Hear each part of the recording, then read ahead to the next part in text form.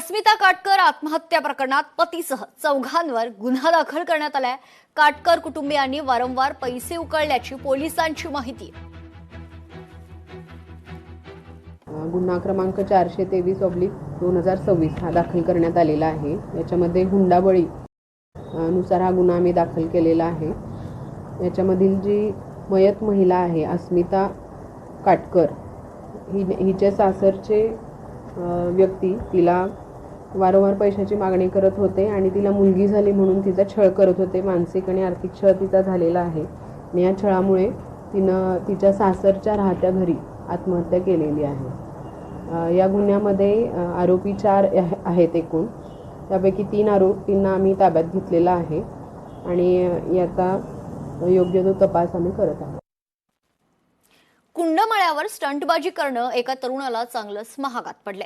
नदीतील खडकावरून उडी मारताना या तरुणाचा तोल गेला।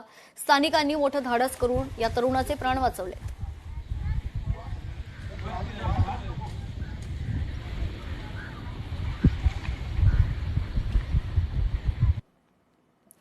ठाणे रेल्वे स्टेशनवर खराब पदार्थांची विक्री सुरू आहे। एक्सपायरी थंड पेयाच्या बाटल्यांची विक्री सुरू असल्याची धक्कादायक माहिती समोर आली आहे। प्रवाशांच्या आरोग्याबाबत आता प्रश्न उपस्थित होत आहेत।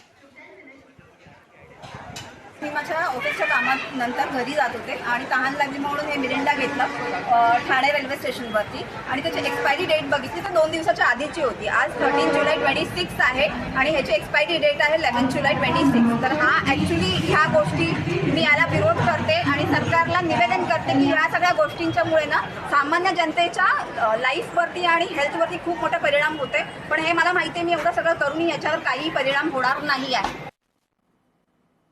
सातारा होळमध्ये बनावट दूध रॅकेटवर छापा टाकण्यात आला। अन्न औषध प्रशासनानं धडक कारवाई केली आहे। या कारवाईत बनावट दुधासाठी वापरलेलं साहित्य जप्त करण्यात आलं।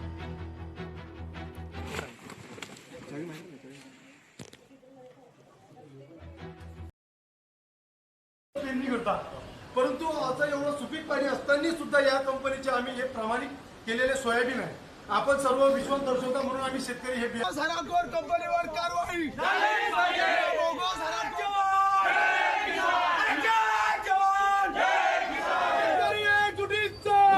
मी सर्व शेतकऱ्यांना आवाहन करू इच्छितो किंवा सांगू इच्छितो की आमच्याकडे 139 तक्रार चांदूर रेल्वे तालुक्यात प्राप्त झाले आहेत।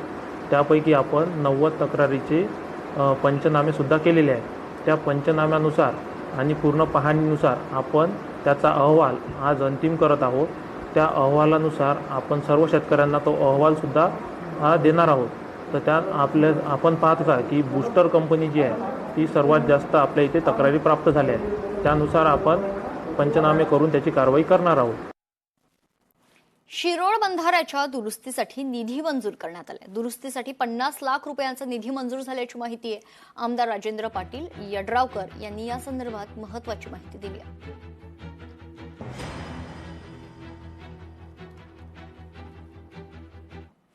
पुण्यातील वरंद घाट वाहतुकीसाठी बंद करण्यात आलाय। दरड कोसळण्याच्या शक्यतेमुळे मार्ग बंद झाल्याची माहिती। 31 ऑगस्ट पर्यंत मार्ग वाहतुकीसाठी बंद करण्यात आलाय।